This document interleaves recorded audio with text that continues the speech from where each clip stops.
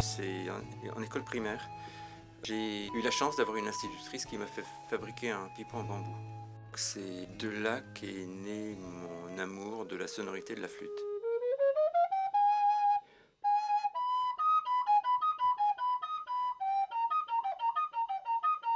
Bien plus tard, j'étais à Lille à l'époque. Le conservatoire a ouvert une classe et ils m'ont laissé rentrer. Et c'est à cette époque-là que j'ai rencontré le premier facteur de flûte à bec installé en France. Il s'appelait Claude Monin. C'était quelqu'un pour qui j'avais beaucoup d'admiration. Cet instrument m'a intéressé de plus en plus et un jour j'ai pris la décision que ça allait être ma vocation. J'ai fait un très long parcours solitaire, guidé quand même par des personnes exerçant le métier depuis plus longtemps que moi à l'étranger. Et j'ai eu la chance d'apprendre à tourner chez des tourneurs. J'ai vendu ma première flûte en 1977. Et en plus, je continue à développer de nouveaux modèles de flûte. C'est ma passion. Ça m'arrive aussi d'enseigner. Ça m'arrive encore de me former en acoustique parce que je trouve qu'on n'a jamais fini de faire le tour de la question.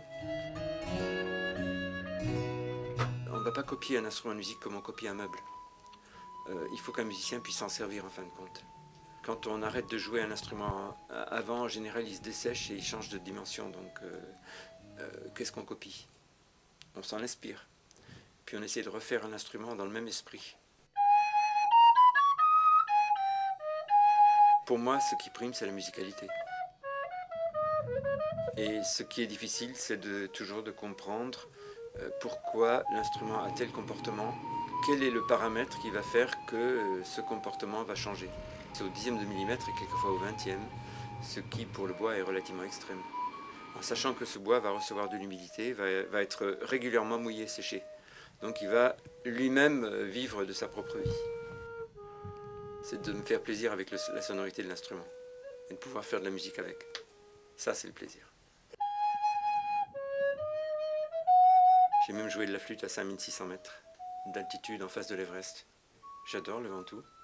Ah, c'est une belle montagne, le Ventoux. On a l'impression d'être suspendu entre ciel et terre. Je recommande vivement les randonnées dans le Ventoux, c'est vraiment très beau.